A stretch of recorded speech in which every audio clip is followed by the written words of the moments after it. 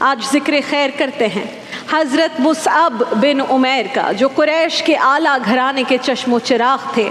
اعلان نبوت سے قبل ایسی شاہانہ زندگی بسر کرتے تھے کہ دیکھنے والے انہیں دیکھ کر اش اش کر اٹھتے تھے۔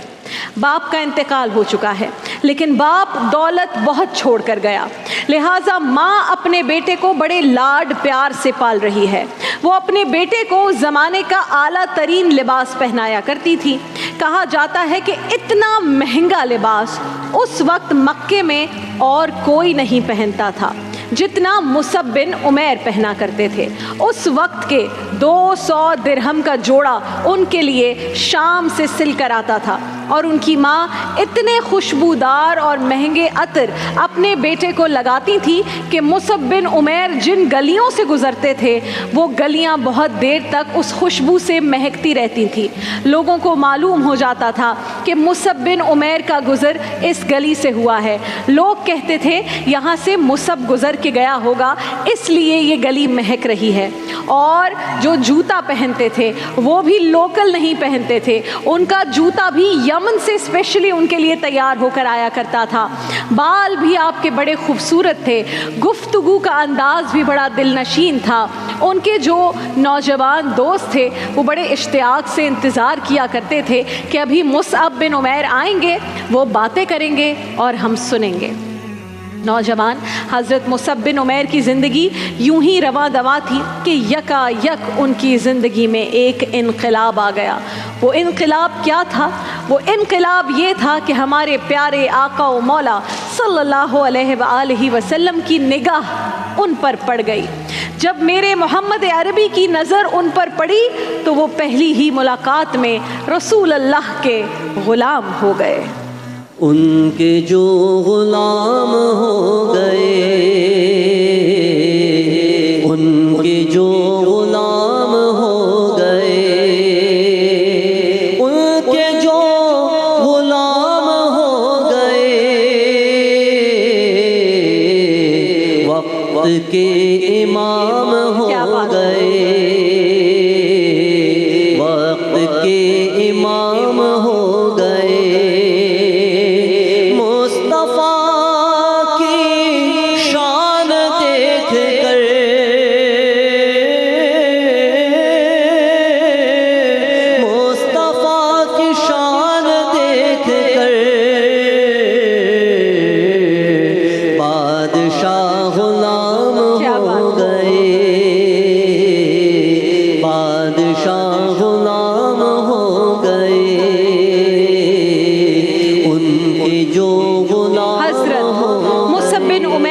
بارگاہ نبوی میں کلمہ پڑھنے آئے تو نبی پاک نے فرمایا، مصعب تو بڑا ناز و نام میں پلا ہے، اس رستے کا مسافر کیسے بنے گا؟ یہاں تو مار بھی کہانی پڑتی ہے، خون بھی بہانا پڑتا ہے۔ عرض کیا، یا رسول اللہ آپ کلمہ تو پڑھائیں۔ رسول اللہ نے کلمہ پڑھا دیا، وہ دین اسلام میں داخل ہو گئے۔ اصل امتحان اب شروع ہوتا ہے۔ مصعب بن عمیر بہت بہادر تھے، نڈر تھے، کسی سے نہیں ڈرتے تھے، لیکن ایک شخصیت ایسی تھی زندگی میں ان کے جس سے وہ بہت ڈرا کرتے تھے، اور وہ شخصیت تھی ان کی ماں۔ اپنی ماں کے سامنے ان کی آواز نہیں نکلتی تھی۔ ادھر ماں کو خبر پہنچ گئی کہ بیٹا تو کلمہ پڑھ چکا ہے، مسلمان ہو گیا ہے، دین اسلام قبول کر لیا ہے، تو ماں کو بڑا غصہ آیا۔ تمام خاندان والوں کو، بڑوں کو جمع کر لیا اور انتظار کرنے لگی کہ آج بیٹا گھر آئے گا تو اس کی خبر لوں گی۔ مصعب بن عمیر جو ہی گھر میں داخل ہوئے تو ماں نے تھپڑوں کی بارش کر دی، لیکن مصعب بن عمیر کے پایا استقلال میں کوئی لغزش نہ آئی۔ جب ماں مار مار کر تھک گئی تو بیٹے کو چچا کے حوالے کر دیا۔ چچا نے انہیں باندھ کر مارنے کا ارادہ کیا تو مصعب بن عمیر کو جلال آ گیا۔ فرمایا، جہاں تک ماں کی بات تھی تو میں نے مار کھا لی، لیکن اب اگر مجھے کسی نے ہاتھ بھی لگایا تو میرے ہاتھوں وہ قتل ہو جائے گا۔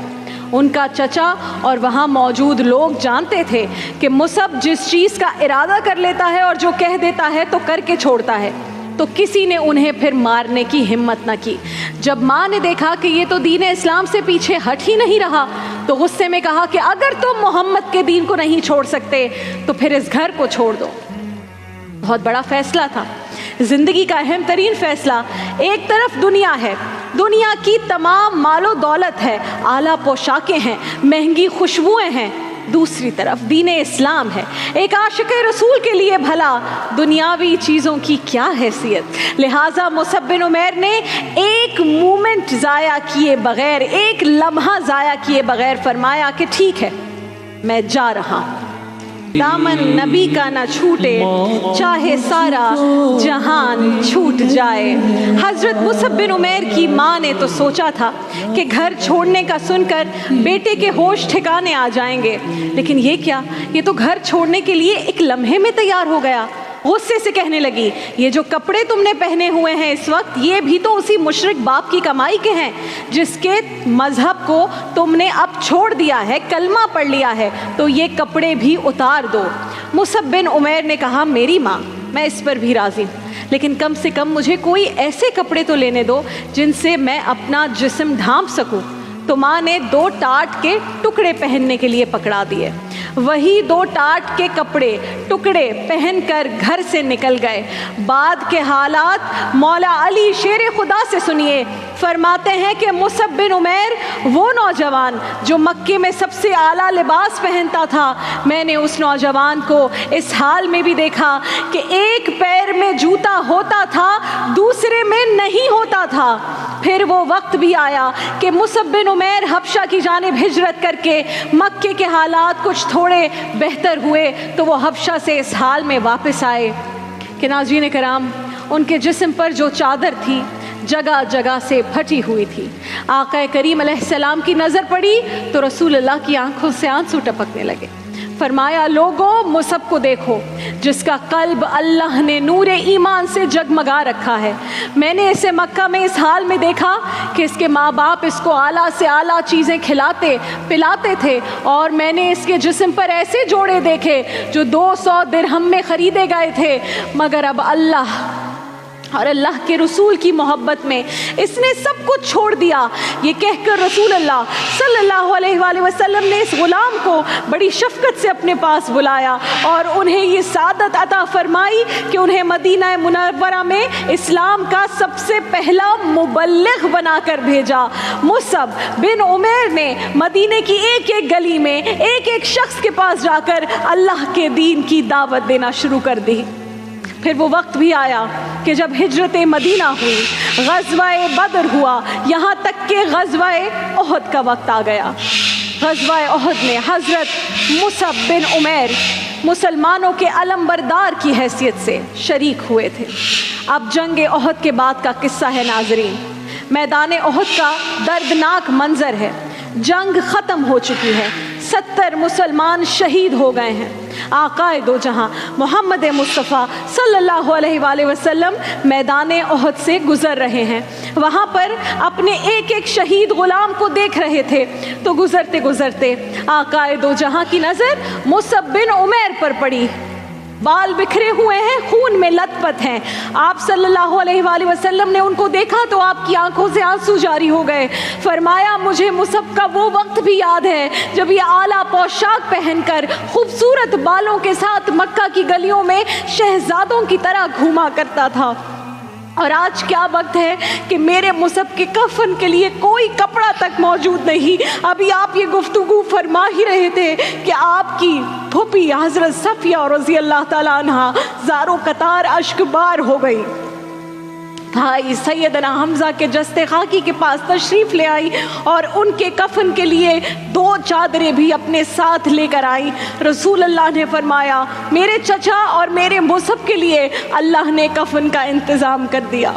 मेरी फूफी सफ़िया जो 2 चादरें लेकर आई है, उनमें से एक चादर बतौर कफन हम हज़रत हमज़ा को देंगे और दूसरी चादर मुसअब बिन उमैर को देंगे। हज़रत मुसअब के कफन के लिए जो चादर थी वो इतनी छोटी थी कि अगर सर ढांपते थे तो पाँव खुल जाते थे, अगर पाँव ढांपते थे तो सर दिखाई देने लगता था।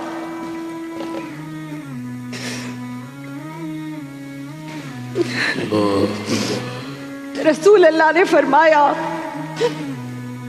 حضور نے یہ دیکھا تو فرمایا چادر سے میرے مصحف کا سر ڈھانپ دو اور پیروں پر گھاس ڈال دو. یہ دعا تھی اور یہ تھا وہ آخری لباس جو محمد کے اس سچے غلام کو دنیا سے رخصت ہوتے ہوئے ملا. جن کا لباس 200 درہم میں شام سے تیار ہو کر آتا تھا، اب ان کے کفن کے لیے دعا کی تو اللہ تعالیٰ نے وہ کفن پورا کیا.